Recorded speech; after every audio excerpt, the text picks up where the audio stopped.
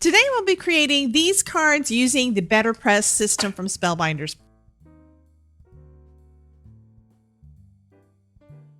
Hi, I'm Debbie from Debbie J's Crafting Corner. If you hung around my channel for the last year, you know that I think that the BetterPress system from Spellbinders is an easy way to get perfect stamping and add letterpress style texture to your cards. I'll be using the new BetterPress Club for February 2024 for my cards today. If you're not familiar with the clubs, Spellbinders launches new products at a discounted price each month. This one is called Fluttering into Spring. It's got some pretty flowers and a little hummingbird. I think this is just so super cute.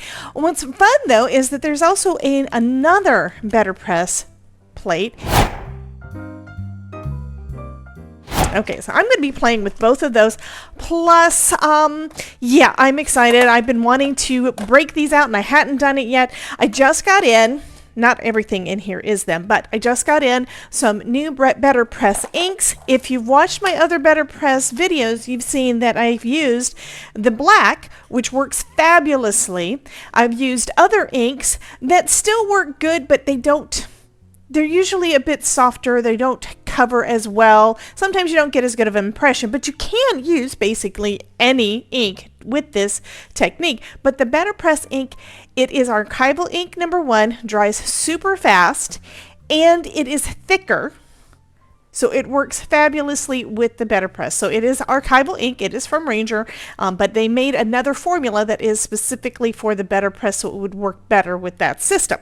So I also got the tin that is made to fit all of the archival inks. So I've got 3 archival inks in here, and then I've got all of my BetterPress inks. So I've got a bunch of fun colors that are going to be great for fall, for spring, and I can't wait to try them out using the new BetterPress of the month. So if you're not familiar with the BetterPress, let me just show you how the system works. I do have other videos where I'm using the BetterPress, including my unboxing and first use of it.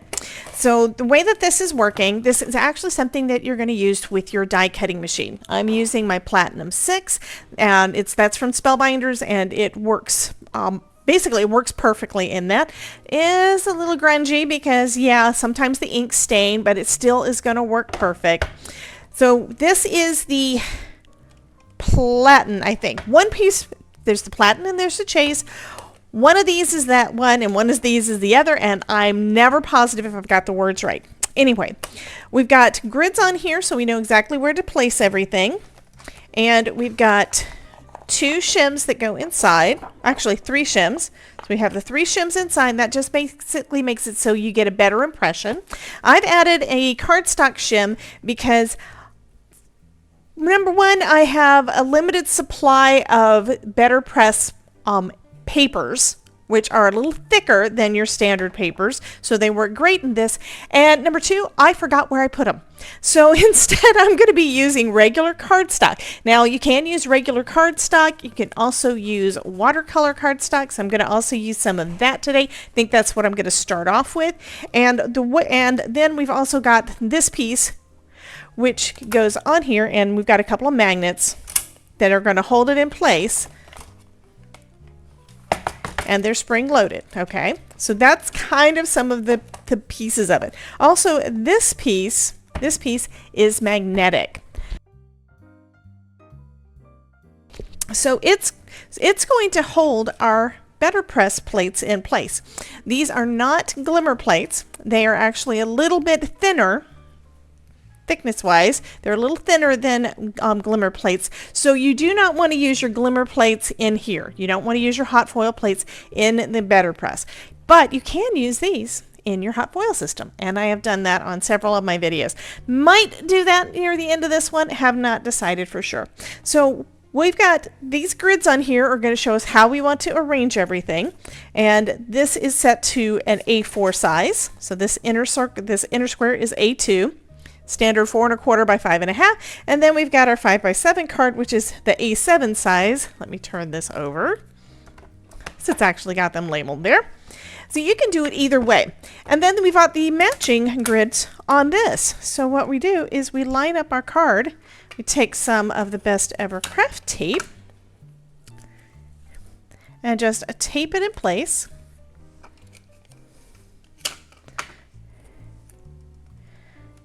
So that's one part done. This is super, super easy to do, guys. Okay, so now what we want to do is arrange on here what we want to quote unquote stamp or press into our cardstock, okay?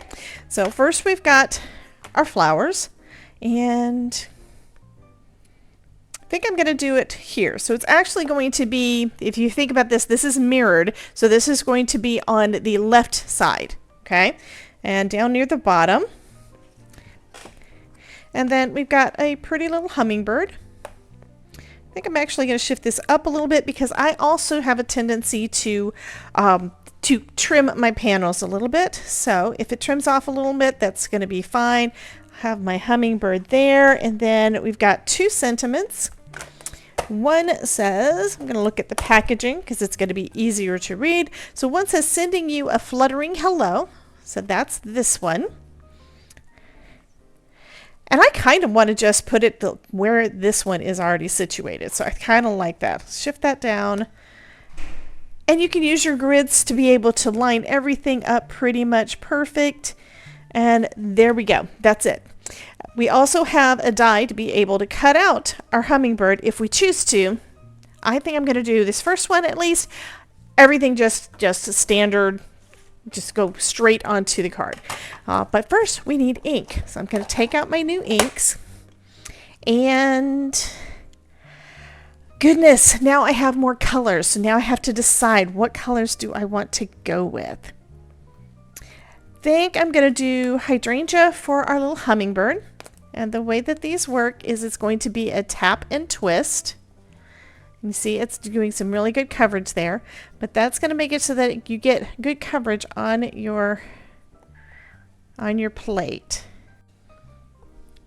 Okay, so I kind of made a mess. I am trying something a little bit different. I'm actually going to try to use multiple colors on one single press because it's going to be, I would say it's probably going to be difficult to try to stamp multiple times on the same one. I have not tried it yet, so yeah, I'm going to go with that. I may try that another time, but right now I'm going to actually try to get all of my colors on there in one go, okay? So I've got my hummingbird that I'm doing in the hydrangea. That pretty blue. Then I've got the sentiment in the black, and I'm just going to reposition it just using the tip of my tweezers so I don't get the ink all over me. And then I can start working on the flower, and then I'm going to do the same thing and reposition it. So I think what I'm going to do with this one, let's go with this azalea color. It's kind of a cool peachy color. And this I'm going to try to center in on just the flower portions. It's not going to be perfect. Okay, and I think the rest of that is, most of that is greeneries. We do have some lilies and such up there, or rather, I think these are hibiscus. So I'm going to go ahead and cover those with this as well, and then come back in and try to get the leaves with the green, which I have leaf green. And because these are small ink pads, it makes it easier, not easy, but makes it easier to get the color where you want it. Okay, so I'm going to say that that is going to be good enough. I'm going to shift this up where I want it. And if you have been playing with the BetterPress and you've found easier ways to get multiple colors on there, I would love to hear your thoughts. So be sure to leave a comment down in the description as to how you do your cards with multiple colors. Okay, so now we can put, I'm going to say this is the plaid, I'm going to go ahead and put it on. And you want to make sure that the cardstock is down. I have accidentally done otherwise. You also want to make sure that the tape is not covering any place that you want color to be. So I'm going to move my hummingbird down just a little bit, just in case. And move my flowers up just a touch. And we're going to say that that is good enough.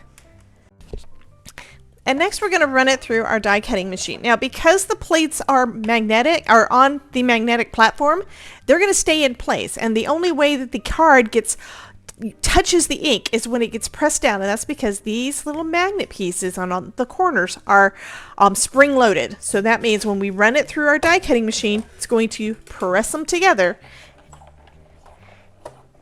and cause that imprint to go through. That also means do not go forward and back, just go one direction. Okay, so let's take a look and see how that did. I think that turned out lovely. Now, I think I probably could have gone with a darker color for the flowers, but I think that still turned out nice. And the blue and the green are so nice and bold. Also, if you rub your finger across it, you guys can't really see it, but there is a lovely texture because it went into that watercolor paper. I think that is so pretty. Okay, video's over. I'm happy. I'm happy with that. So let's go ahead and put that together onto a card. I think I may also, just because I can, I think I may also do a little bit more by doing some of the hummingbirds alone. And I want to use this second hummingbird, and we can die cut those out. Okay, I lied. I decided I needed to do another one of these. So I recolored this one up. This time I'm using strawberry instead of azalea. But the rest is the same. So I'm going to go ahead and run this one through, and we're going to see how it's going to look. This is one of those systems that is so quick and easy to use that you can get lost and create a ton of cards in one sitting. And if you're like me, you do a lot of panels and never get around to actually putting them on the cards. So hopefully I'll do better this time. Ooh, that one I think looks even better because it's got a little bit bolder of the red.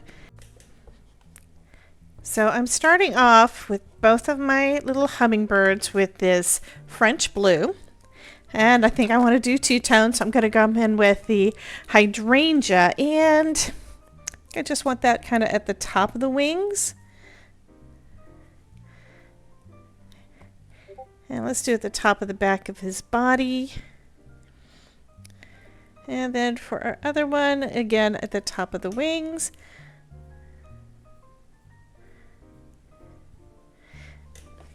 And I'm not sure, this one does seem juicy where the light blue doesn't seem as much, but I don't know if that is the case or if it's just that this one is a different color and this one is a bolder color. And I'm going to come back in again with some more of that light blue just to blend it out just a little bit. Okay, we're going to see how this one does. Those, I think, turned out lovely. And I do like that color. It is much lighter and it's almost got a little bit of a purplish tint, but that looks kind of cool. So let's try, I have not tried the wild berry. That would be kind of cool. So I'll do a wild berry.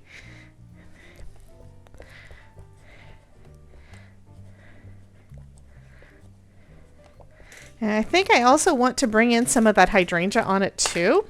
So yeah, I don't know how this is going to look, but we're going to give it a try. Let's go for the underside of the little wing here.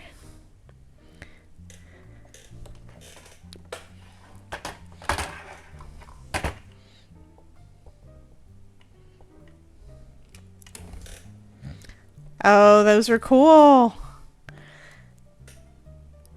I like it. Okay, so next we're going to do I'm going to go to a couple of sentiments to go on the cards, and then we're going to go ahead and assemble everything.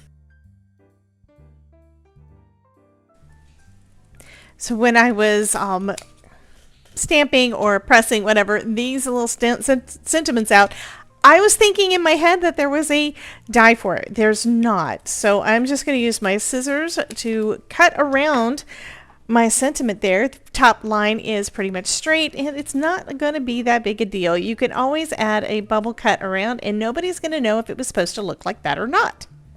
Okay, so now we've got all of our bits. Let's go ahead and put together some cards.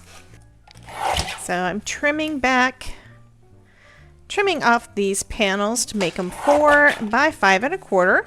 So these two are ready to put down onto a matting layer and or card base. So what do I want to use for my matting layer? Got a bunch of the embossing folders. I think that's going to be lovely. Instead of the 4 1/4, instead of the 4 by 5 1/4, I need this to be at least 3 3/4 by 5. So I'm going to trim a little bit more off of the bottom. And then we're going to cut off a little bit off that side. And let's see if this is enough. And then we can just pop it on there with one of the embossed panels as a backing, as a matting layer. So I picked out the panels that I've got that are all made using the embossing folder of the month, and I'm going to go ahead and start putting those down onto some card bases using some liquid glue. And these panels I'm not trimming down at all because I want some of it to show. So I'm just gluing them edge to edge on my card bases.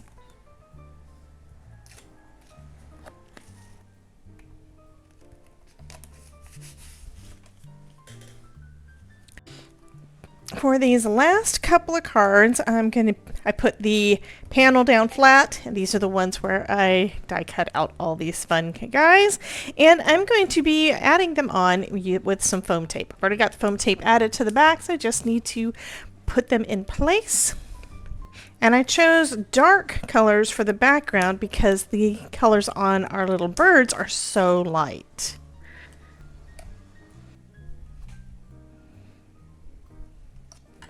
There we go. And for this one, I'm popping this center panel that I cut out of the center of one of these and use that for a backing on another card. I'm just adding some foam to the back of it, and then I'm going to adhere the birds and the sentiment down with some liquid glue this time.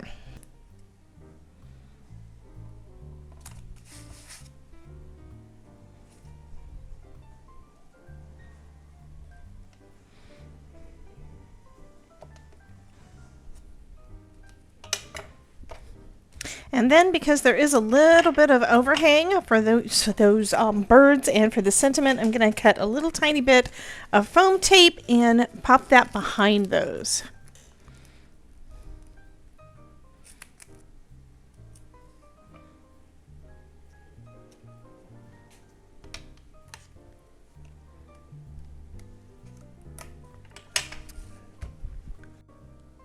I think these cards all turned out so fun. Love this. And I love those new colors of BetterPress ink. Yes, anyway.